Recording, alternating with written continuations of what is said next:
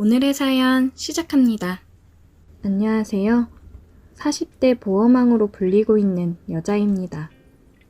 보험왕이 돼서 자리를 잡기까지 다른 사람들보다 빠르게 올라온 것 같습니다. 결혼하고 아이 키우면서 아이 맡길 곳 없어 육아휴직 후 퇴사를 했어요.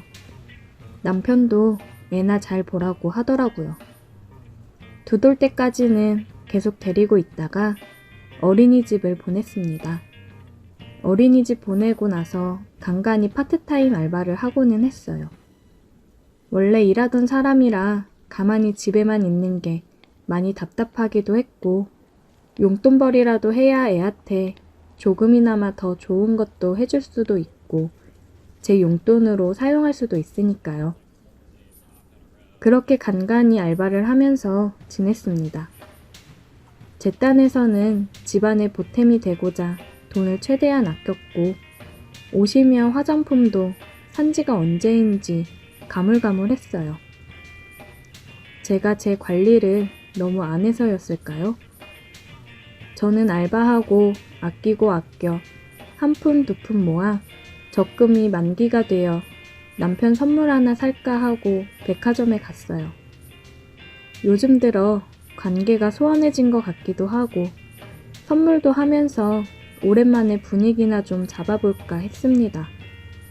남편한테 오늘 저녁에 둘이 외식이나 하자고 보내놨고 친정언니가 저희 집 근처로 이사를 와서 언니한테 아이를 부탁하고 저는 백화점으로 선물을 사러 나갔어요. 오랜만에 나오는 백화점 쇼핑에 기분이 좋았습니다. 그런데 제 눈앞에 보여진 모습을 본 순간 그 기분은 처참히 무너져 내렸어요.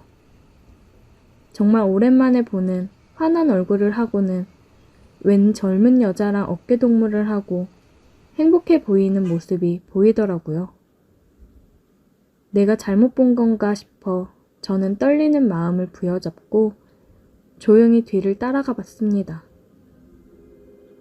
두려운 마음에 멀찍이 떨어져서 따라가 보니 정말 제 남편이 맞더라고요. 옆에 여자는 신이 나서 목걸이를 보고 있었습니다. 남편은 그런 그녀에게 잘 어울린다며 칭찬을 해주고 결제까지 해주더라고요. 참, 요새 그렇게 차가워지고 저만 보며 한숨을 쉬더니 몸매 좋고 예쁜 여자를 만나고 다니니 제가 얼마나 한심해 보였을까요? 저는 뒤돌아 나와 혼자 공원에 가서 한바탕 눈물을 쏟아낸 후 집으로 돌아갔습니다. 뭐야? 오늘 제부랑 밥 먹고 들어온다고 하지 않았어? 그러려고 했는데 오늘 야근이라네. 미리 확인 전화 좀 할걸. 백화점만 들렸다 왔어. 우리 맛있는 거 시켜 먹자. 배고프다. 이그, 헛걸음했네.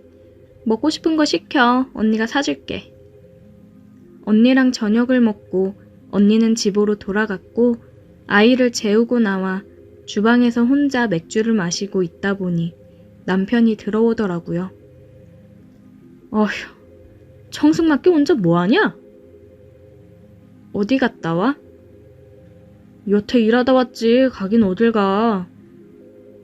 지금까지 회사에서 일하고 왔다고? 아니, 이 사람이 가뜩이나 힘든데 뭘 그렇게 꼬치꼬치 캐물어? 오늘 뭐 잘못 먹었냐? 나 오늘 백화점 갔다 왔어. 뭐? 나 오늘 백화점 갔다 왔다고. 나 당신이 그렇게 잘 웃는 사람인지 잊고 있었다? 난 또 뭐라고. 거래처 사람이야. 그냥 비위 맞춰주면서 그러는 거라고. 별거 아닌 걸로 힘들게 일하고 온 사람 짜증나게 하고 있어. 네가 그렇게 하는 거 없이 집에서 그러고 있으니까 괜한 의심만 생기는 거야. 애도 이제 어느 정도 컸고 처형도 근처 와 있는데 충분히 일할 수 있지 않아? 그리고 관리 좀 해라. 남편의 말을 듣는데 정말 비참해지더라고요. 제가 아무것도 갖춰져 있지 않으니까 뭐라 하고 싶어도 할 말이 없었어요.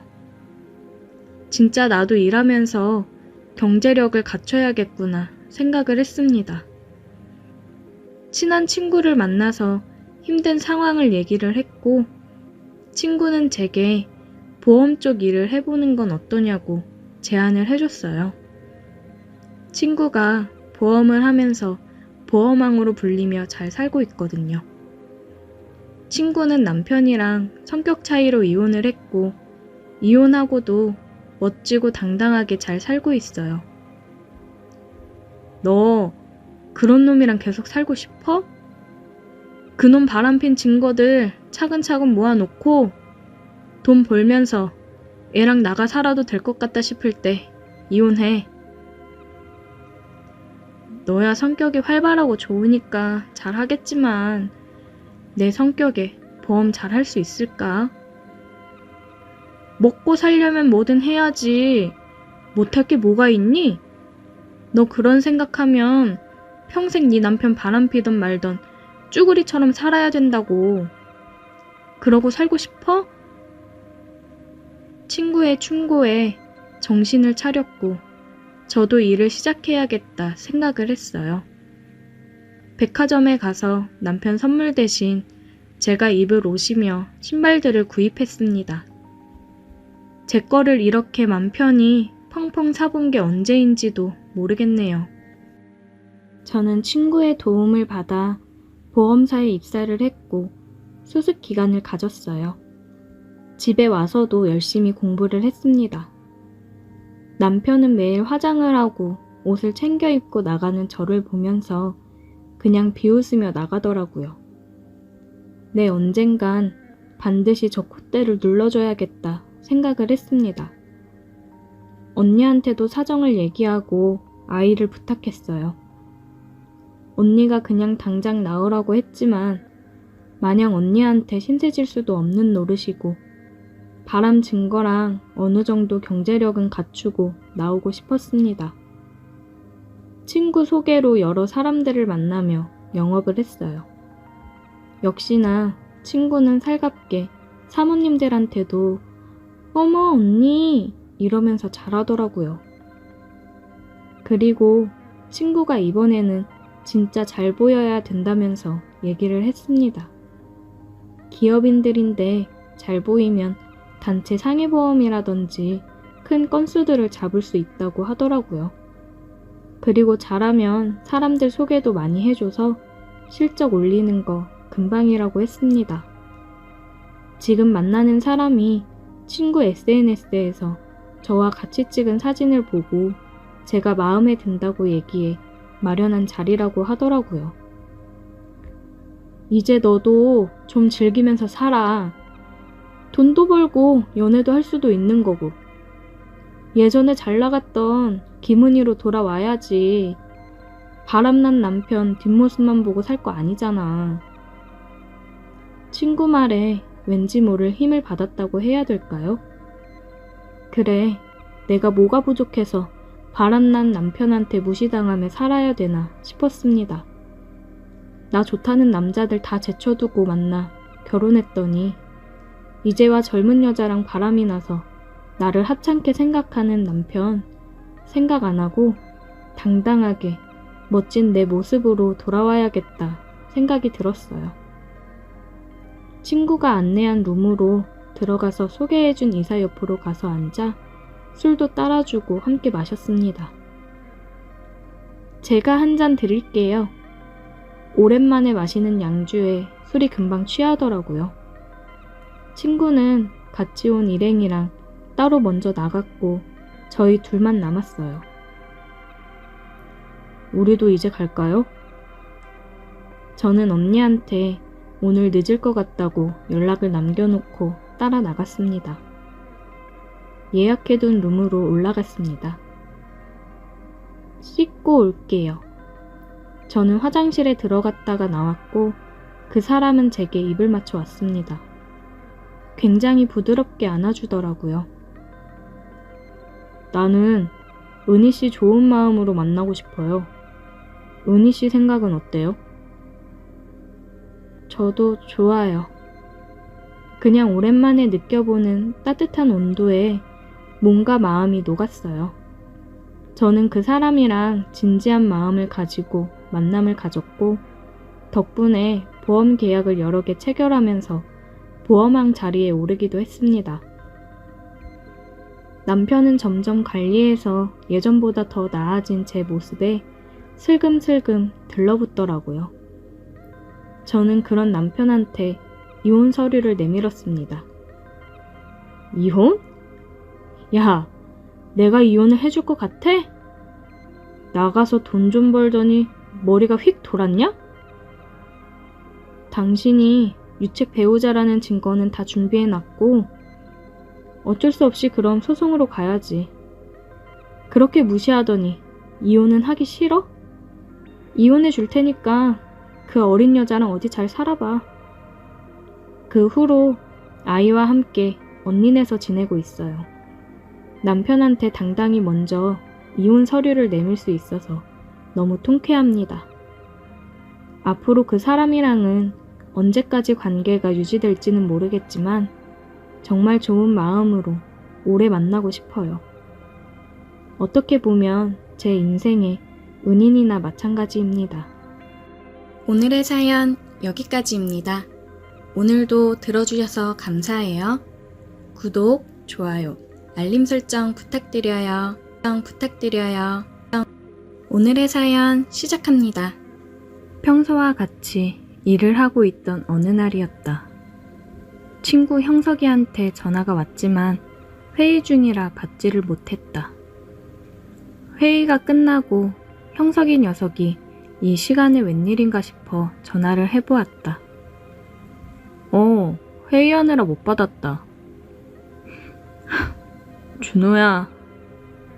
형석이 녀석 목소리가 평소와는 다르게 너무 안 좋았고 울먹이는 목소리여서 깜짝 놀랐다. 뭔데? 무슨 일이야? 수찬이가 교통사고로 떠났단다. 형석이한테 들은 얘기는 정말 충격적이었다. 정말 이렇게 순식간에 하늘로 떠나버리다니. 근데 이 와중에 생각이 드는 건 수찬이 와이프 미영의 걱정이 앞섰다. 고등학교 동창으로 우리 4명은 늘 붙어 다녔다. 항상 넷이서 있으면 즐겁고 좋았기 때문에 이 관계가 쭉 유지되었으면 하는 마음에 미영이를 짝사랑하는 마음을 고이 접어 가슴 한구석에 놨었는데 졸업 무렵 수찬이랑 미영이가 사귄다고 했을 때 심장이 내려앉는 느낌이 들었다. 하지만 아무런 내색 없이 두 사람을 축복해 주었고 결혼까지 이어진 두 사람의 행복을 진심으로 빌었다. 그런데 이렇게 허무하게 35살이라는 나이에 하늘로 떠날 줄 누가 알았겠는가. 학창시절부터 쭉 함께 해온 수찬이를 떠나보낸 미영이의 마음이 얼마나 무너졌을지 너무나 잘 알기에 수찬이가 떠난 사실보다는 미영이가 더 걱정되는 건 어쩔 수가 없었다.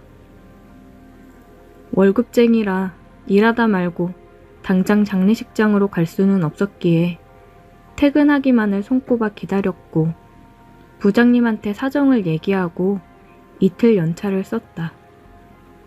바쁜 프로젝트를 마무리해놔서 다행히 연차를 사용할 수 있었다. 퇴근을 하고 집에 들어가 옷을 빠르게 갈아입고 장례식장으로 향했다. 형석이도 퇴근하고 오는 길이라고 했다. 들어가서 보이는 건 영혼 없는 눈빛을 한 채 서 있는 미영이의 모습이었다. 그런 미영이를 보니 내 마음 또한 무너지는 느낌이었다. 이제 퇴근할 시간이라 그런가 조문객들은 많지 않았고 가슴을 치며 울고 계시는 수찬이 부모님께 가서 먼저 인사를 드렸다. 어머님은 나를 보더니 나를 안으며 더 목 놓아 우셨다. 나도 같이 눈물을 흘렸다. 사진 속 수찬이의 모습을 보니 정말 수찬이가 이제 더 이상 함께할 수 없다는 게 실감이 났다. 수찬이에게 인사를 건네고 미영이를 마주했다.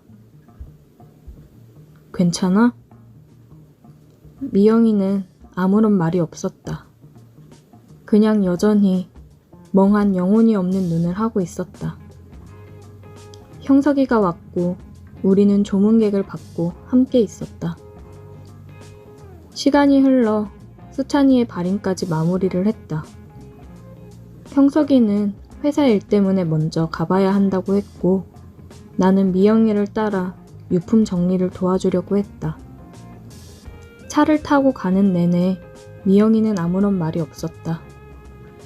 그래, 사랑하는 남편을 떠나보낸 마음을 어찌 내가 헤아릴 수 있을까?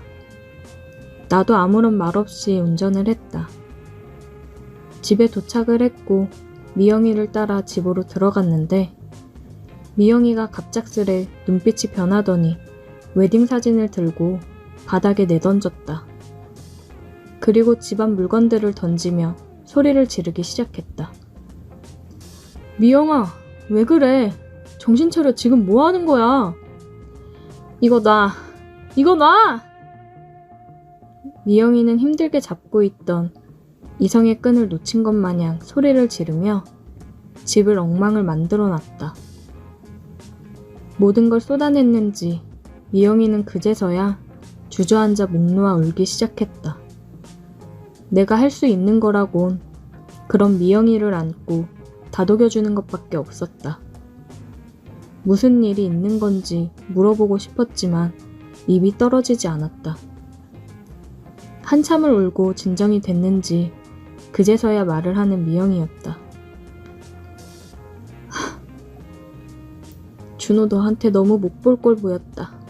미안. 이제 가봐도 돼. 이렇게 두고 어떻게 가. 내가 정리할 테니까 들어가서 좀 쉬고 있어. 저 방에 들어가기도 싫다. 그럼 소파 위에 앉아있어. 내가 금방 치울게.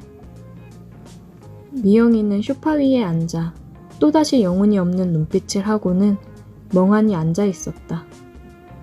대충 물건을 정리하고 미영이한테 저녁을 먹자고 했다. 미영아, 저녁 먹자. 뭐라도 먹어야 힘을 내지. 생각 없어. 산 사람은 살아야지. 너 이러는 거 보면 수찬이도 위에서 많이 힘들 거야. 내 말을 들은 미영이는 또다시 눈물을 흘리기 시작했다. 너 김수찬이 왜 저렇게 됐는지 알아? 바람난 여자랑 여행 가다가 사고로 죽은 거야. 나한테는 출장 간다고 해놓고 딴 여자랑 여행 가다가 저렇게 된 거라고. 미영이의 말은 정말 충격이었다. 수찬이가 미영이를 두고 바람을 폈다니. 너무 충격적이라 말문이 막혔다. 가장 힘든 게 뭔지 알아? 요즘 예전 같지 않고 바람 피는 듯한 느낌이었는데 정말 다른 여자랑 바람이 난 거더라. 근데 원망할 사람이 없어. 원망도 못 해보고 그 여자랑 같이 떠나버렸어. 창피하고 비참해서 어디 말도 못해. 나 놔두고 혼자 가서 슬퍼해야 되는 거니? 아니면 바람 피더니 꼴 좋다고 좋아해야 되는 거니? 진짜 가슴이 턱턱 막혀. 미영이가 계속 영혼 없이 멍하니 있었던 이유를 이제야 알았다. 나는 말없이 미영이를 안아주었고 미영이는 내게 기대 또 한 번 목 놓아 울었다. 그 이후로 몇 주의 시간이 흘렀고 나는 매일 미영이를 찾아갔다. 항상 미영이랑 함께 저녁을 먹었다. 그동안 짐을 정리하면서 수찬이가 바람핀 흔적들을 많이 발견했다. 그런 것들을 모두 보고 정리를 하고 나서야 미영이도 마음을 다잡고 조금이나마 털어버린 것 같았다. 바로 집도 내놓았고 이사를 했다. 예전의 미영이로 조금씩 돌아오는 것 같아서 다행이라고 생각했다. 준호야, 이제 이렇게 매일 그만 와도 돼. 나 일도 다시 시작할 거고 많이 괜찮아졌어. 왜? 너 나랑 밥 먹기 싫어? 나는 요즘 밥 같이 먹을 사람 있어서 좋은데. 너도 할 일 많을 거 아니야. 나 그만 불쌍하게 생각해도 돼. 나 진짜 괜찮아. 괜한 동정심으로 이렇게 하면 나 진짜 불쌍한 거 같잖아. 네가 뭐가 불쌍해. 그리고 나 동정심으로 이러는 거 아니야. 내가 좋아서 오는 거야. 그리고 괜찮아졌다는 애가 맨날 그렇게 울상이냐? 충분히 위로됐어. 진짜 괜찮아. 이제 그만 와. 싫어. 계속 오고 싶어. 너 혼자 두기 싫어. 왜 이렇게까지 해? 형석이가 그러더라. 너 나랑 밥 먹고 다시 야근하러 회사 들어간다며. 힘들게 안 그래도 돼. 형석이 놈은 뭐하러 그런 얘기를 해서. 지금 이런 상황에서 할 말은 아니지만 나 너 좋아해, 미영아. 우리 처음 만난 고등학교 1학년 때부터 너 좋아했어. 정말 그냥 내가 좋아서 하는 거야. 이렇게라도 옆에서 조금이나마 챙겨주고 싶어서. 몰랐어, 준호야. 미안한데 나는 다른 사람을 만날 자신이 없어. 수찬이랑 20년을 가까이 함께 했는데 내 모든 청춘, 인생의 반 이상을 함께 했는데 다른 여자한테 눈 돌아가서 멀어지는 건 정말 한순간이더라. 그런데 내가 어떻게 남자를 만나 사랑이란 걸 다시 할 수 있겠어. 나 너한테 바라는 거 없어. 그냥 옆에만 있게 해줘.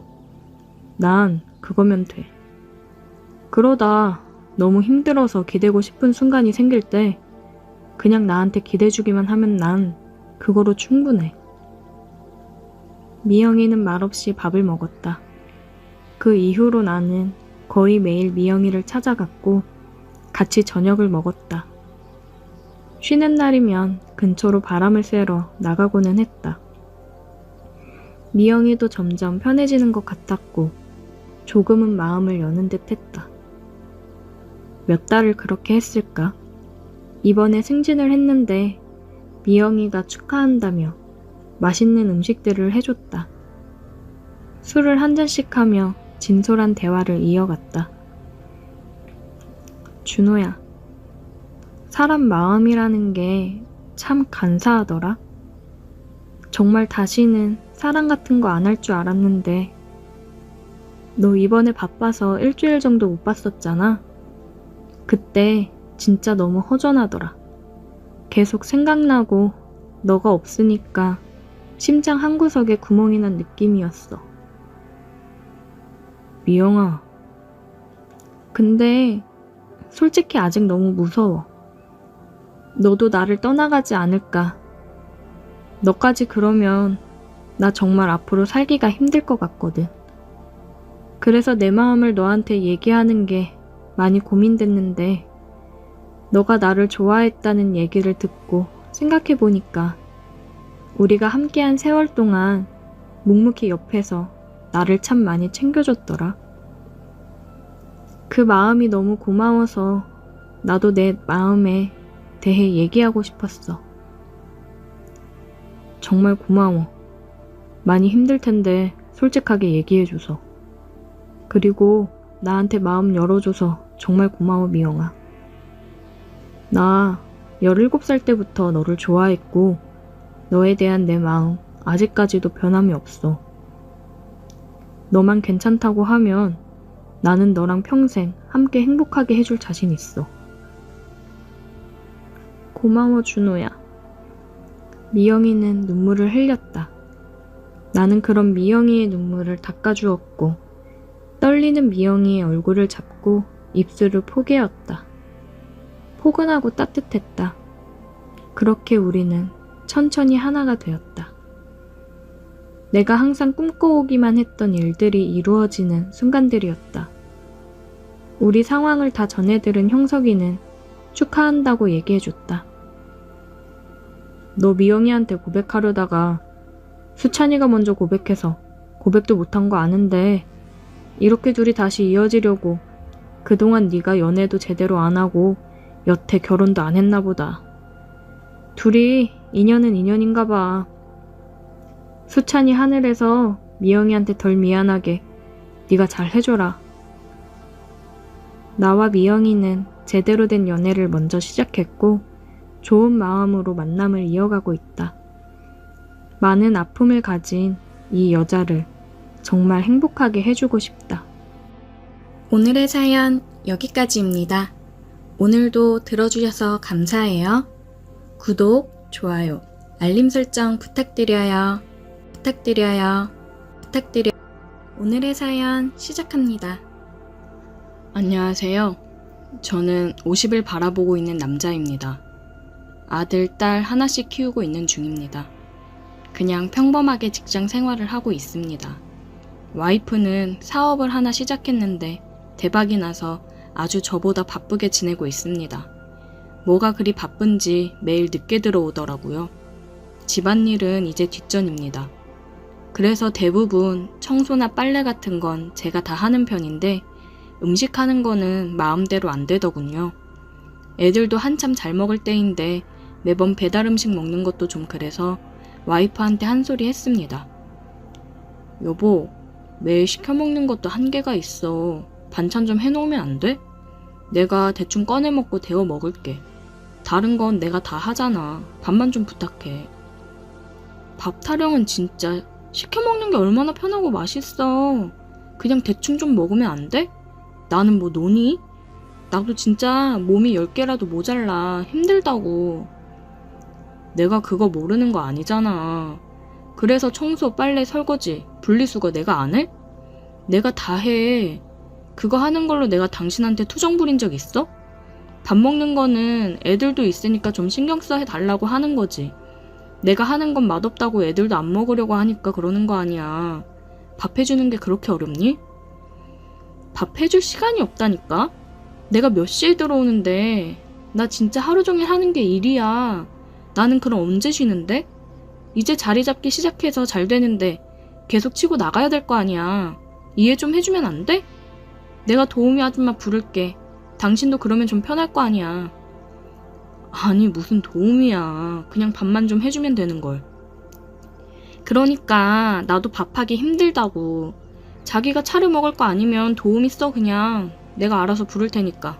당신은 그렇게 알아. 와이프는 자기도 힘들다며 도우미를 부른다고 했습니다. 참, 요즘 보면 돈 맛에 들려서 가정은 뒷전이고 자기 사업 확장에만 눈이 멀어 있는 것 같습니다. 물론 와이프 돈 많이 벌면 좋죠. 저보다도 많이 벌어오니 당연히 집안일도 제가 더 분담하는 건 맞다고 생각합니다. 그런데 저도 일을 하기도 하고 식사 부분은 저보다 확실히 와이프가 실력이 좋으니 애들을 생각해서라도 조금 더 신경 써 달라고 부탁을 한 건데 이렇게 짜증을 내며 도우미를 부르겠다고 할 줄은 몰랐습니다. 그래도 도우미 없는 것보다야 있는 게 낫지 싶어 아내가 불러준다기에 알겠다고 했습니다. 다음날 퇴근을 하고 집에 오니 아이들은 방에서 공부 중이고 아내가 부른다던 도우미 분이 계셨어요. 안녕하세요. 저 오늘부터 일하기로 한 김민영입니다. 사모님이 비밀번호랑 해야 될 일들 알려주셔서 했어요. 따로 더 신경 써서 해야 될 부분이나 일 있으면 얘기해 주세요. 네, 안녕하세요. 뭐 집사람이 잘 얘기했겠죠. 잘 부탁드릴게요. 아이들한테는 어떤 음식 좋아하는지 물어봤어요. 사장님은 어떤 음식 좋아하세요? 좋아하는 음식들로 식단 짜서 식사 준비할게요. 저는 그냥 집밥이면 다 잘 먹습니다. 한식 좋아해요. 네, 그럼 한식 위주로 식사 준비할게요. 또 필요하신 거 있으시면 얘기하세요. 첫인상부터 굉장히 친절하고 밝은 모습이 눈에 들어오더라고요. 와이프 웃는 얼굴을 본 지가 언제인지 이 집안에 사람이 하나 새로 들어온 것 뿐인데 집안 분위기가 굉장히 달라졌습니다. 처음에는 솔직히 낯선 사람이 집에 있으면서 내가 해야 되는 청소며 빨래, 설거지 등을 해주니까 좀 불편하기는 했는데 점점 편해지더라고요. 보통 저녁 식사까지 차리고 정리까지 해준 뒤 8시쯤 퇴근을 했어요. 주말에 애들은 독서실을 가고 와이프는 또 사업차 나갔다 온다며 나가고 집에는 민영 씨랑 둘이 있었습니다. 그래서 여유롭게 커피 한 잔 마시며 얘기를 나눴어요. 아, 민영 씨, 일하면서 쉴 때는 서재방 쓰셔도 돼요. 편하게 쉬세요. 신경 써주셔서 감사합니다. 알아서 척척 잘해주시니 제가 감사하죠. 민영 씨 덕분에 요즘 제가 아주 편하게 지내고 있어요. 사모님이 워낙 바쁘셔서 사장님께서 집안일을 대부분 다 하셨다면서요? 쉽지 않은 일인데 정말 대단하세요. 대단하긴요. 다 사람 하는 일인걸요. 애들이 있으니 제가 더 잘하려고 해야죠. 아마 저도 애들 없이 혼자였으면 잘 안 했을 거예요. 멋진 남편의 멋진 아빠네요. 너무 부러운걸요? 아니에요. 아, 민영씨 8시에 끝나고 가면 가족들 식사는 어떻게 해요? 아, 저 혼자 살아요. 남편이 교통사고로 먼저 가서 혼자 된 지 좀 됐어요. 신혼 즐긴다고 3년간 아이 계획이 없었거든요. 근데 그 사이에 먼저 가버렸네요. 아, 미안해요. 몰랐네요. 미안하긴요. 모르셔서 그런 건데. 괜찮아요. 벌써 5년도 더 된 일인데요, 뭐. 그녀와 얘기를 많이 나눠보니 정말 대화가 잘 통했고 아픔을 갖고 있는 그녀가 안쓰러웠습니다. 그런 거 있잖아요. 그냥 내가 보호해줘야겠다 싶은 여자. 민영 씨가 제게 그렇게 느껴졌어요. 사업을 시작하고 드세지고 저를 무시하기만 하는 와이프랑은 다른 모습에 제가 빠져들었는지도 모르겠습니다. 와이프는 집에 잘 있지도 않으니 민영 씨랑 결혼 생활을 하는 기분이 들었어요. 그래서 조금이나마 더 보고 싶어서 일찍 퇴근하려고 노력했고 집에 와서 민영 씨랑 대화하며 저녁 준비를 하고 그랬습니다. 아이들도 민영 씨 음식 솜씨에 아주 반했어요. 와, 아줌마 진짜 맛있어요. 최고 최고. 저 요즘 학원 가기 전에 편의점에서 많이 사 먹었는데 일부러 아줌마가 해주는 밥 먹고 학원 가려고 집에 들렸다 가잖아요. 진짜 최고예요. 학원을 갔다가 보통 10시에 집에 들어오는데 그 전에 친구들이랑 학원 가기 전에 식당이나 편의점에서 사 먹고 그랬는데 요즘은 집에 와서 밥을 먹고 가더라고요. 덕분에 용돈도 아끼고 화장품 하나 더 살 수 있다고 좋아했습니다. 이게 제대로 된 가정이라 느꼈어요. 정말 일이 바쁜 건지 아니면 다른 남자가 생겨서 밖으로 놔두는 건지 와이프에 대해 저도 마음이 점점 멀어져 갔습니다. 그리고 제가 끝내 붙잡고 있던 이성의 끈이 끊어진 일이 있었어요. 보통 저는 청소할 때 물걸레 청소기를 사용합니다. 민영 씨가 바닥 청소를 하는 건 처음 봤어요. 보통 퇴근 전에 끝내놓으니까요. 민영 씨가 주 6일 근무로 일요일만 쉬는데 저도 토요일에 골프 치러 나가거나 모임을 갔다 오거나 했어요. 그래서 바닥 청소하는 건 못 봤습니다. 근데 물걸레 청소기를 안 쓰고 손걸레로 바닥을 닦더라고요. 민영 씨, 설마 계속 손걸레로 바닥 닦은 거예요? 네? 아, 손걸레로 닦는 게 제대로 닦이는 느낌이라 손걸레를 찾게 되더라고요. 그래도 무릎이며 많이 아프고 힘들 텐데 물걸레 청소기 있는데 그거 쓰시지. 괜찮아요. 이게 편해서 그런 건데요, 뭐. 민영 씨는 다시 바닥을 닦기 시작했어요. 무릎을 꿇고 고양이 자세로 바닥을 닦는데 뒤태를 보니 남자라는 동물이라면 참을 수가 없는 상황이었습니다. 저는 헛기침을 하며 다시 TV를 보다가 힐끔힐끔 쳐다봤어요. 그리고 걸레를 들고 세탁실로 갔는데 비명소리 같은 게 들리더라고요. 보니까 걸레를 빨려고 하는데 호스가 빠지면서 물이 확 나와서 옷이 다 젖었더라고요. 민영씨, 괜찮아요? 아, 네, 괜찮아요. 옷 다 젖은 거 아니에요? 얼른 갈아입으셔야 될 것 같은데. 아, 옷이... 집사람 옷 안 입는 거 있거든요. 꺼내드릴게요. 네, 괜히 죄송해요. 죄송하긴요. 제가 옷 가지고 나올 테니까 수건으로 좀 닦고 있으세요. 저는 와이프가 안 입는 옷을 찾아 꺼내 서재에 있는 민영 씨에게 가져다 주었습니다. 방문을 열어보니 살짝 젖은 머리카락을 닦고 있는 민영 씨를 보는데 가슴이 뛰었어요. 민영 씨, 여기 옷이요. 감사해요. 예, 그럼 저는 나가 있을게요. 사장님, 저 이 옷 잘 어울리는지 봐주실래요? 네? 민영 씨는 젖은 옷을 갈아입으려고 했습니다. 그 순간 제 이성의 끈은 완벽하게 끊어졌어요. 그녀에게 다가가 키스를 했습니다. 이러면 안 되는데 사장님 너무 좋아해요. 저도 민영 씨가 너무 좋습니다. 우리는 서재에서 뜨겁게 사랑을 나눴습니다. 여태 지내오면서 서로에 대한 마음이 알게 모르게 커져갔어요. 정말 신혼생활을 하는 것처럼 둘만의 찌릿찌릿한 무언가가 있었습니다. 그러다 분위기가 이렇게 만들어지니 폭발해버린 거죠. 심장이 빠르게 쿵쾅거리며 뛰는데 너무 행복한 떨림이라 좋았습니다. 저는 종종 평일에 연차를 쓰면서 집에서 민영 씨와 즐거운 시간을 보냈어요. 앞치마를 두른 민영 씨를 뒤에서 안으며 달콤한 생활을 했습니다. 와이프한테 고마운 마음이 들었어요. 이런 천사 같은 여자를 만나게 해줘서요. 와이프랑은 모든 걸 정리하고 민영 씨와 새로 시작하고 싶은 마음이 굴뚝 같지만 한참 사춘기에 중요한 시기에 있는 아이들을 생각하니 또 이건 아닌 것 같고 그냥 이렇게 몰래 우리 두 사람의 사랑을 키워나가야 하겠죠? 집에서는 특히나 조심해야겠습니다. 오늘의 사연 여기까지입니다. 오늘도 들어주셔서 감사해요. 구독, 좋아요, 알림 설정 부탁드려요. 오늘의 사연 시작합니다. 안녕하세요. 저는 3살 된 아이를 키우고 있는 남자입니다.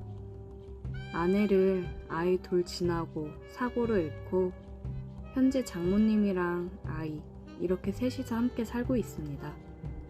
장모님과의 관계가 깊어져 어떻게 하는 게 좋을지 몰라 이렇게 글을 작성해서 의견을 구해보고자 합니다. 장인어른은 집안에 돈이 많으셨고 장모님은 가정 형편이 많이 어려우셨다고 해요. 장인어른께서 장모님이 사시는 곳에 놀러 왔다가 우연히 장모님을 보고 첫눈에 반하셨다고 합니다. 장모님은 나이 차이가 많이 나는 장인어른이 자꾸 만나자며 다가오자 강하게 거부 의사를 표현했지만 장인어른은 장모님 형편이 어려운 걸 알고 장모님 부모님을 찾아가 빚 해결해 줄 테니 따님을 달라고 얘기를 해서 장인어른과 장모님이 결혼을 하게 되었다고 하더라고요. 장모님은 어린 나이에 사랑하지 않는 사람과 결혼을 해서 결혼 생활을 하셨어요. 그리고 바로 제 아내를 출산하셨고 아이 때문에 참고 살았다고 했습니다. 그런데 장인어른이 술, 담배를 엄청 하셨었는데 정말 갑자기 심장마비로 세상을 떠났다고 하셨어요. 살면서 장인어른에 대한 원망도 많았지만 그래도 남편이고 아이 아빠니 먼저 떠나보낸 게 마음이 많이 아프셨다고 합니다. 장인어른이 남기고 간 재산이 많기 때문에 먹고 사는 문제에 있어서는 크게 걱정이 없었다고 하셨어요. 그래도 장인어른 그늘에서 해보지 못했던 것들, 특히나 경제적 활동을 해보고 싶었던 장모님은 작은 가게를 하나 운영하면서 아내를 키웠다고 하셨습니다. 없이 살아서 원치 않는 혼인을 한 장모님은 어려운 아이들을 위해 기부도 하고 봉사도 하고 사셨어요. 기부는 지금도 하고 있습니다. 그런 장모님 밑에서 자란 아내여서 그런지 아내도 참 밝고 사랑스러운 사람이었습니다. 결혼을 해서도 아내는 장모님 혼자 계시니 저랑 같이 장모님을 자주 찾아뵙고 식사도 같이 하고 가끔씩 여행도 다니고 그랬어요. 저도 부모님이 안 계셔서 그런지 장모님이 엄마처럼 잘 챙겨주셔서 정말 감사했고 가족같이 지냈습니다. 한참 행복하게 결혼 생활하면서 아이 돌잔치도 끝내고 그랬는데 정말 한순간에 아내를 사고로 잃고 장모님도 저도 너무 힘든 나날들을 보내고 있었습니다. 아내가 사고로 세상을 떠나고 원래 지내던 곳에서 모든 걸 정리하고 다른 지역으로 이사를 했어요. 아내와 함께 했던 집에서 생활하기 힘들 것 같았는데 마침 회사에서 다른 지역에 지점 하나를 더 낸다고 해서 제가 가겠다고 했습니다. 어린 아이 때문에 장모님이랑 함께 지내기로 해서 같이 이사를 했습니다. 장모님이 아이를 봐줬어요. 힘든 마음을 추스르고 장모님도 저도 힘겨운 상황에서도 서로를 의지하면서 지내고 있었습니다. 장모님도 젊으신 편이기 때문에 사람들이 가끔 저희를 부부로 오해하기도 했어요. 저 또한 장모님이랑 지내오면서 결혼 생활을 하고 있는 듯한 기분이었습니다. 아내랑 장모님이 많이 닮기도 했거든요. 저희는 묘한 분위기 속에서 함께 지냈습니다. 모든 문제는 술을 마시고 나서 일어나죠. 회식이 있는 날이라서 술을 먹었는데 조금 과하게 먹은 날이었어요. 업무 스트레스도 심했고 아내가 더 그리운 그런 날이었거든요. 그렇게 취해서 새벽에 집에 들어갔습니다. 장모님께서 안 주무시고 혼자 눈물을 흘리며 소주를 드시고 있었어요. 장모님, 왜 혼자 술을 드시고 계세요? 박서방 왔어? 에휴, 나도 참 죽책맞게. 신경 쓰지 말고 얼른 들어가 쉬어. 저도 한 잔 주세요. 아내가 그렇게 떠나고 나서 장모님이랑 처음으로 같이 술을 마셨습니다. 장모님, 윤경이 그렇게 떠나보내고 저 진짜 장모님 덕분에 살고 있습니다. 장모님 아니었으면 맨날 술독에 빠져 있었을 거예요. 우리 윤지도 제대로 못 돌봤을 거고요. 장모님도 힘드실 텐데 너무 감사해요. 내가 윤경이 엄마, 윤지 할머니로서 당연히 해야 되는 일들인데 뭐가 고마워. 고마워하지 마. 장모님이랑 한참을 얘기하면서 술을 마셨어요. 이렇게 술을 많이 마시면서 힘들어하는 이유는 저도 장모님도 알고 있었습니다. 떠난 아내에 대한 그리움도 있었지만 미안함이 더 컸습니다. 장모님이랑 이렇게 지내면서 우리는 서로에게 마음이 있다는 걸 느끼고 있었어요. 저는 장모님을 여자로, 장모님은 저를 남자로 보고 있었습니다. 한 집에서 계속 같이 지내고 아이도 있고 결혼한 부부처럼 생활을 하고 있는데 그리고 젊고 아내 닮은 장모님이니 제 마음이 마음대로 되지 않더군요. 애써 서로 부정하고 외면하고 있었지만 사람 마음이라는 게 어디 마음대로 되던가요? 서로에 대한 마음이 점점 더 커져가니 힘들 수밖에요. 장모님, 저 더 이상 제 마음을 숨길 수가 없어요. 윤경이한테 너무 미안하고 이러면 안 되는 거 알지만 장모님을 향한 제 마음을 더 이상 멈추기 힘들어요. 박서방, 장모님도 저 사랑하시잖아요. 우리가 윤지랑 이렇게 행복하게 사는 게 윤경이도 바라는 거 아닐까요? 저는 얘기를 하면서 눈물을 흘렸습니다.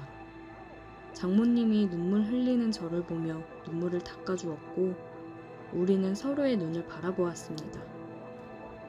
사랑해요. 저는 사랑한다는 말을 하고 키스를 했습니다. 우리는 눈물을 흘리며 서로를 안았어요. 이제는 정말 돌이킬 수 없는 강을 건넜기 때문에 서로의 마음을 인정하고 표현했습니다. 그냥 지금 이 순간이 너무 소중하고 미안하고 여러 가지 감정이 겹쳤던 것 같아요. 하지만 이 시간 이후로는 정말 남아있는 우리의 행복만을 생각하려고 합니다. 다음날 아침 우리는 함께 눈을 떴고 다시 한번 서로의 마음을 확인했습니다. 우리는 서로 부르는 호칭도 바꿨어요. 더 이상 장모님이 아닌 자기라고 부르고 있습니다. 아이한테도 얘기할 때 엄마라고 부를 수 있게 얘기하는 중이에요. 힘들었던 삶 속에서 조금씩 다시 행복을 찾아가고 있었습니다. 특히 장모님은 그동안 눌러왔던 걸 풀어내듯 밤이 되면 돌변했어요. 사랑하지 않았던 장인어른과의 결혼 생활이 행복할 리 없었겠죠. 그리고 일찍 과부가 된 탓에 얼마나 욕구가 쌓였겠어요. 그리고 이제 서로 사랑하는 사이가 됐으니 그 욕구가 표출되는 건 당연하다고 생각합니다. 저 또한 너무 좋았습니다. 밤마다 돌변하는 장모님을 보며 저도 밤마다 뜨거워질 수 있어서 기분이 너무 좋더라고요.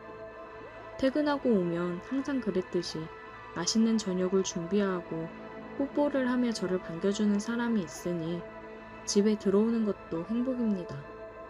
저녁을 먹고 아이와 시간을 보낸 후에 일찍 잠을 재우고 있어요.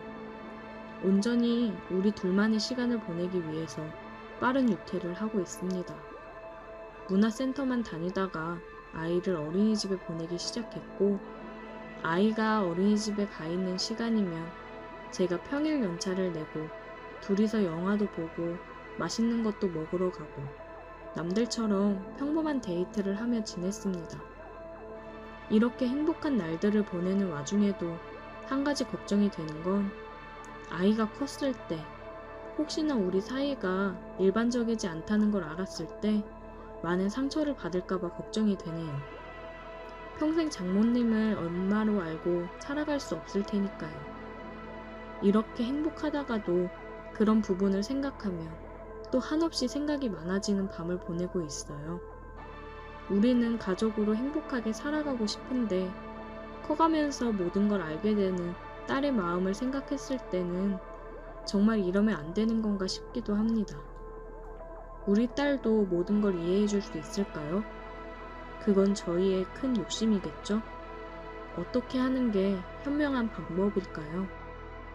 오늘의 사연 여기까지입니다.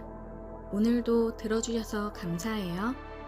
구독, 좋아요, 알림 설정 부탁드려요. 오늘의 사연 시작합니다. 안녕하세요. 40대 여자입니다. 살아오면서 이 나이에 이런 경험을 하게 될 줄 상상도 못했는데 참 사람 일이라는 건 알 수 없는 게 맞는 것 같네요. 남편이 발령이 나서 이사를 했습니다. 첫째는 이제 막 대학에 입학해서 자취방을 얻어주었고 둘째는 고3인데 이사를 하기에도 애매하여 첫째랑 함께 지내기로 하고 주말마다 저희가 가서 살펴보고 있어요. 첫째는 이제 막 대학에 들어가서 놀기 바쁘고 둘째는 독서실에서 생활하기 바쁩니다. 남편이랑 저는 새로운 보금자리에서 새롭게 시작을 했어요. 아무래도 처음 타지로 이사를 해보는 거라 아는 사람도 없고 낯설고 그러더라고요. 그러다가 마트에서 장을 보는데 우연히 고등학교 동창을 만났습니다. 저희 가정의 파국은 이때부터 시작되었던 것 같네요. 어머, 너 정희 아니니? 아, 누구? 예, 나야 희선이. 아, 내가 쌍꺼풀 수술을 해서 못 알아보려나? 희선이? 부부고등학교 그 이희선? 그래, 얘 얼마만이야, 이게. 너는 어쩜 변한 게 없다. 한 번에 알아봤잖아. 옛날 그대로 여전히 예쁘네. 아우, 기집애. 아우, 고마워. 어떻게 이렇게 만나니? 반갑다. 그러게, 너 계속 파주 살았어? 왜 여태 한 번을 못 봤지? 아, 나 얼마 전에 남편이 발령이 나서 이사 왔어. 근데 이사 와서 이렇게 만나네. 신기하다. 그러게, 너무 반갑다. 진짜 바쁜 거 아니면 차라도 한잔 하자. 아, 나 장 보는 중이었어가지고. 너 연락처 알려줘. 내가 다음에 한번 집으로 초대할게. 너무 반갑다. 그래. 그러면 연락해. 장 보고 잘 들어가. 이사 온 지 얼마 안 돼서 아는 사람도 없어 조금 우울하던 찰나 고등학교 동창 희선이를 만났습니다. 새로운 곳에서 아는 사람을 만나니 너무 반가웠어요. 친구랑 그렇게 연락을 했고 집으로 초대했습니다. 어서와 희선아.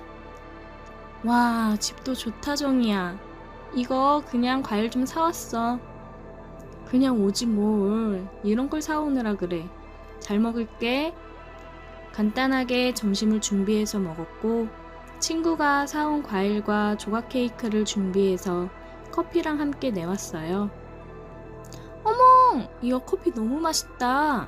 점심도 잘 먹었는데 후식도 너무 맛있네. 입에 맞다니 다행이다. 오랜만에 만난 친구와 어렸을 적 얘기부터 어떻게 지내왔는지 이야기를 하다 보니 시간이 훌쩍 지났더라고요. 벌써 저녁 시간이 되었어요. 한참 웃고 떠드느라 몰랐는데 남편이 퇴근하고 들어와서야 시간이 이렇게 흐른 걸 알았습니다. 여보, 나왔어? 어머, 여보 벌써 왔어? 시간이 이렇게 됐구나. 시간 가는 줄도 몰랐네. 그러게, 오랜만에 만나서 할 얘기가 너무 많았나 보다. 안녕하세요. 저 정희 친구 이희선이라고 해요. 아, 당신이 만났다던 동창분이시구나? 안녕하세요. 반갑습니다. 최종철이라고 합니다. 와이프가 얘기하더라고요. 오랜만에 동창 만나서 너무 반가웠다고요. 저희 와이프가 아는 사람 하나 없는 곳으로 와서 많이 심심해하고 그러더라고요. 우리 와이프 잘 좀 부탁드려요. 네, 제가 정희 데리고 종종 놀고 그럴게요. 나중에 부부 동반 모임도 하고 그래요. 그래, 그러면 좋겠다. 다음에 남편하고 같이 와. 저녁 먹자.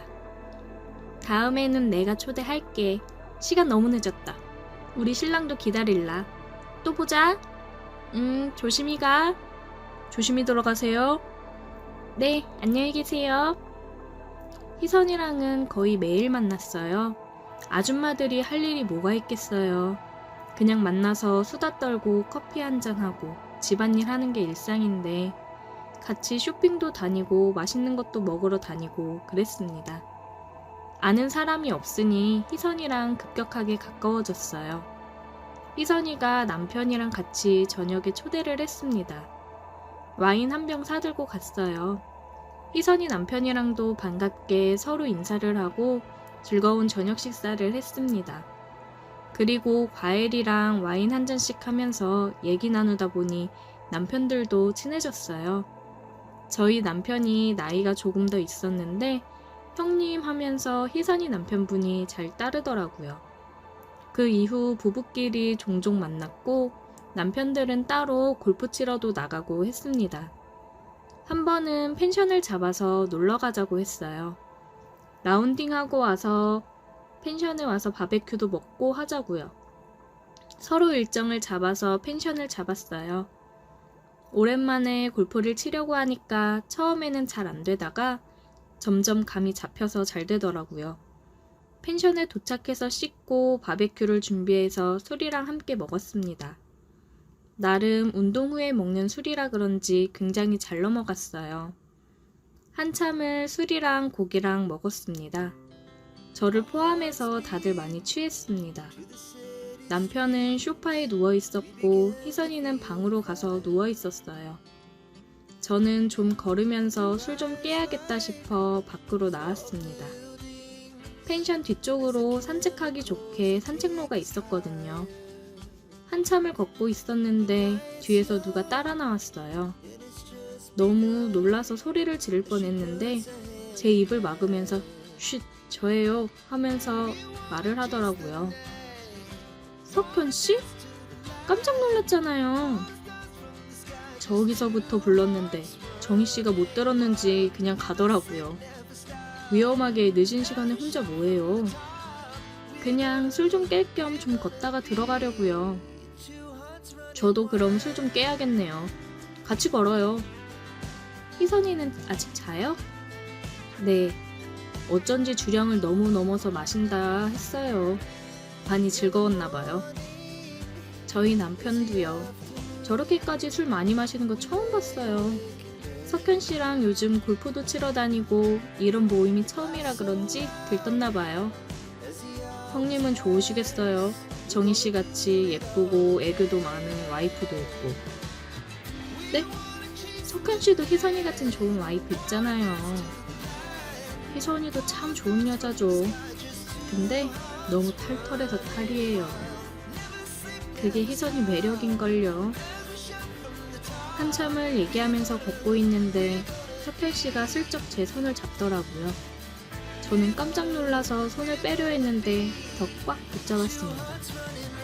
정희 씨, 이렇게 잠깐 손잡고 걸으면 안 돼요? 석현 씨, 우리 그냥 얼른 들어가요. 다들 기다리겠어요. 저 정희 씨 처음 봤을 때부터 마음에 들었어요. 제가 생각했던 이상형이라고 해야 될까? 정희 씨는 저 어떻게 생각해요?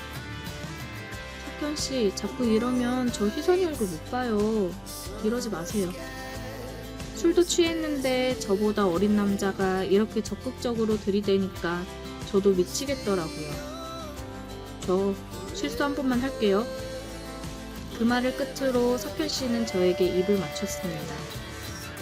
저도 제정신이 아니었던 건지 아니면 새로운 남자가 저에게 이렇게 다가와서 설레였던 건지 아무 생각이 나지 않고 저는 석현 씨의 목을 끌어당겨 키스를 하고 있었어요. 제 안에 어떤 욕망이 있었던 걸까요? 친구의 남자와 그것도 내 남편과 같이 놀러온 펜션에서 다른 남자와 키스를 하다니 정말 제정신이 아니었습니다. 그런데 달콤한 말로 저에게 속삭이는 이 남자를 거부를 못하겠더라고요. 그렇게 한참을 있다가 펜션으로 들어갔고 소파에 누워있던 남편은 방에 가서 누워있더라고요. 다음날 아침 아무 일도 없었다는 듯이 저희는 각자 집으로 돌아갔습니다. 저는 남편과 친구 몰래 친구 남편이랑 종종 만남을 가졌어요. 제가 약속이 있어 늦는다고 하는 날이면 남편도 약속이 있으니 신경 쓰지 말고 재미있게 놀다 오라고 이야기하고는 했습니다. 그러다 우연히 남편의 핸드폰을 보고 말았어요. 남편도 희선이와 만남을 가지고 있었다는 걸요. 제가 희선이 남편과 만나니 그때마다 희선이도 자유의 몸이니까 제 남편도 희선이를 만나러 나갔던 거죠.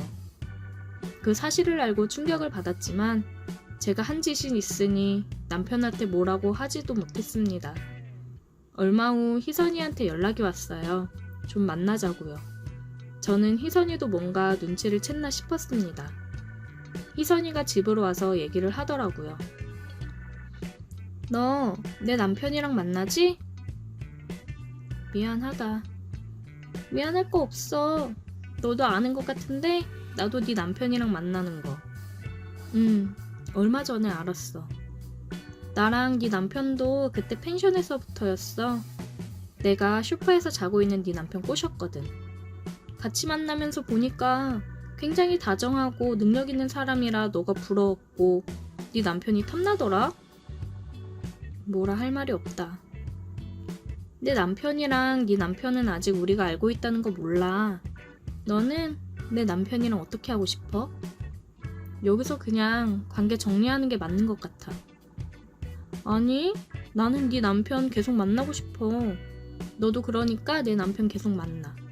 그냥 이렇게 지내자. 서로 즐기면서 원하는 거 하고 사는 거지. 이렇게 지내다 보니까 좋더라. 내 남편도 집에 와서는 헛짓하고 다니는 게 미안해서 그런지 더 잘하고. 난 이 관계 괜찮다고 생각해. 친구의 말에 생각이 많아졌습니다. 내가 어떻게 하는 게 맞는 걸까 싶더라고요. 저도 솔직히 이 생활이 더 좋았으니까요.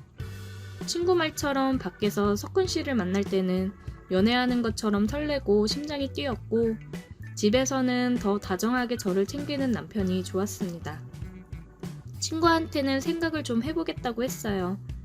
정말 비밀로 만남을 유지했던 거면 몰라도 친구랑 제가 다 알고 있는데 이 관계를 유지하는 게 맞는 걸까요?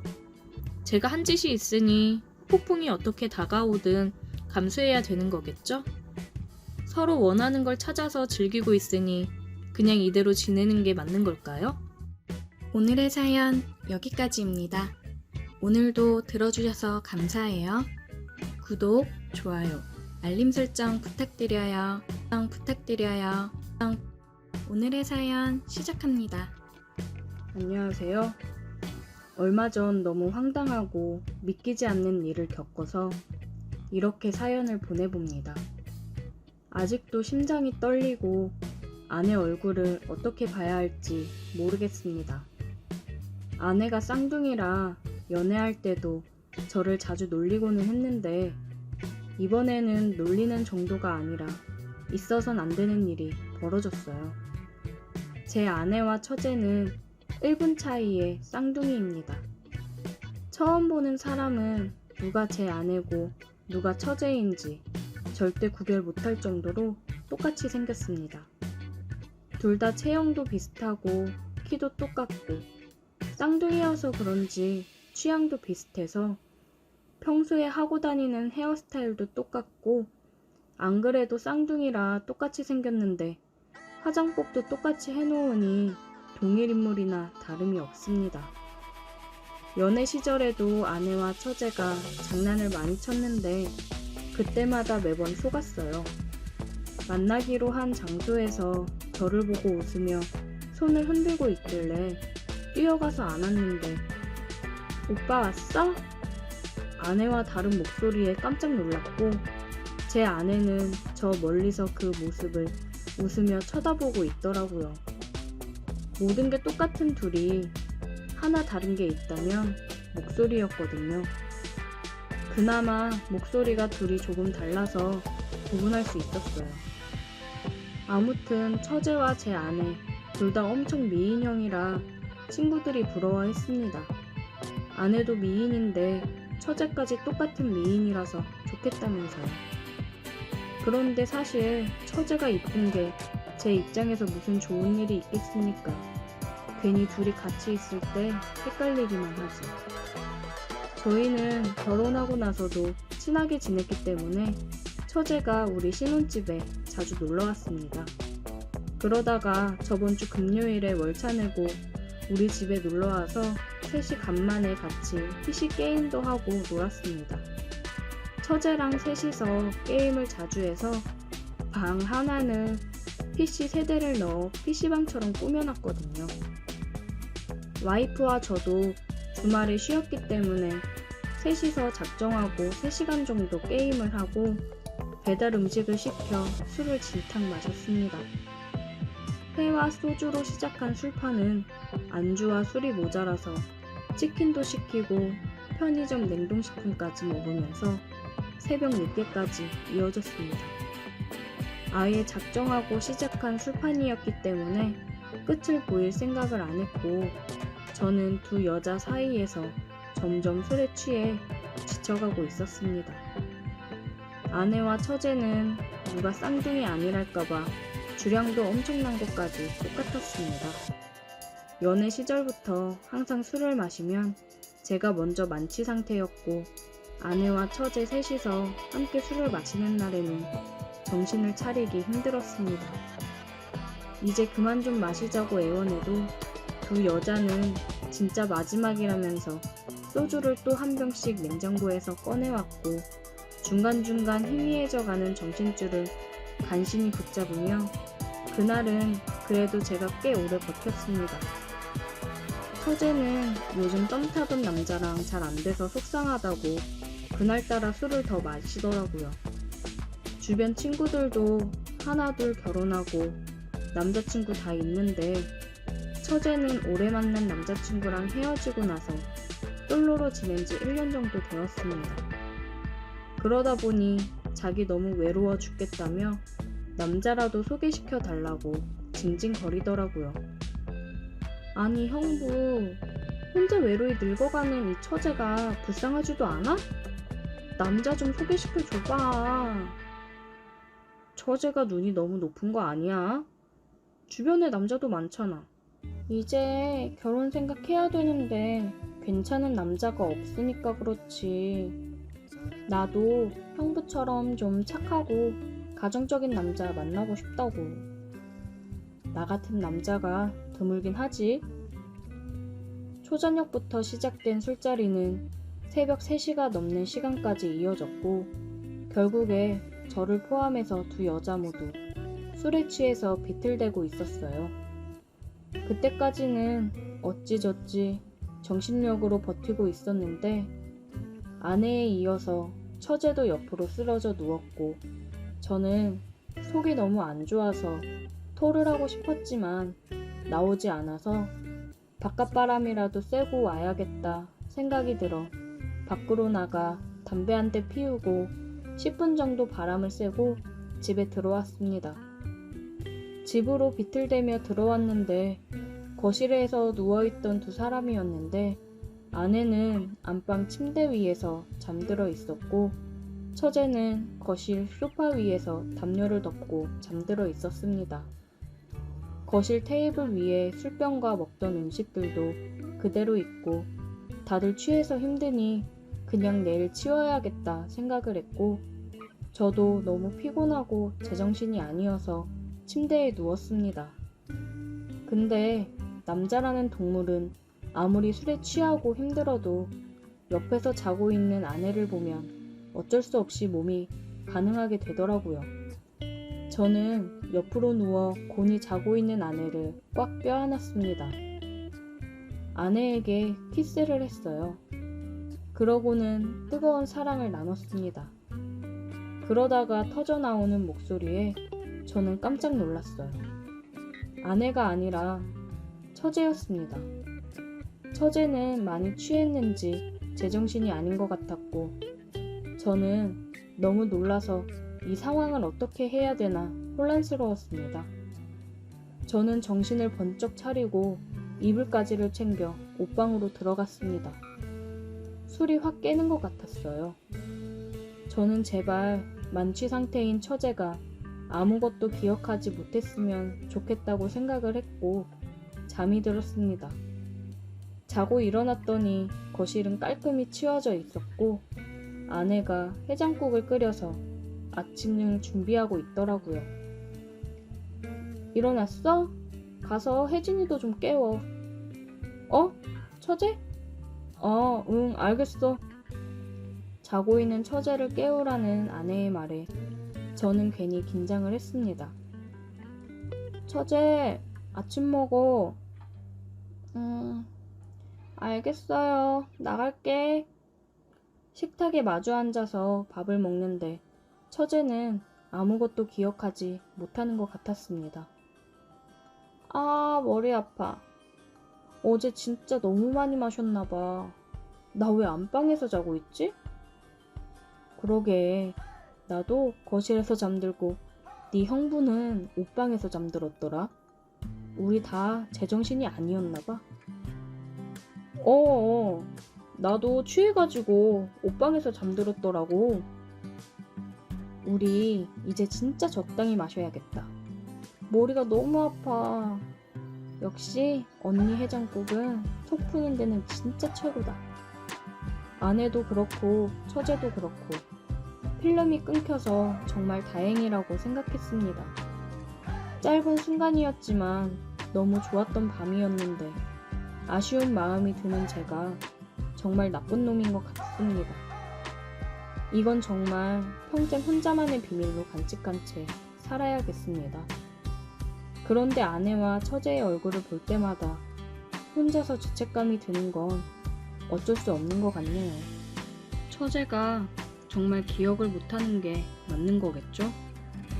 괜히 처제도 이 얘기를 입 밖으로 꺼내봤자 좋을 게 없을 것 같으니까 아무 말을 안 하는 건가?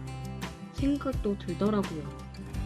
분명 그날 제가 뒤에서 안아 뜨거운 밤을 보냈을 때 처제도 분명 즐기며 좋아하는 것 같았거든요. 그래서 저도 아내라고 생각한 게 컸었고요. 정말 처제가 필름이 끊긴 건지 끊긴 척을 하는 건지 잘 모르겠습니다. 그래서 처제를 대할 때도 전처럼 마냥 편하게 대하는 게 불편하더라고요. 혹시나 기억을 하고 있다면 제가 전처럼 대하는 게 처제 입장에서는 기분이 안 좋을 수 있으니까요. 혹시나 그렇다면 처제가 먼저 저와 거리를 두려고 하겠죠. 너무 깊게 생각하지 말고 그냥 평소와 다름없이 행동하려고 노력해야겠습니다. 오늘의 사연 여기까지입니다. 오늘도 들어주셔서 감사해요. 구독, 좋아요, 알림 설정 부탁드려요.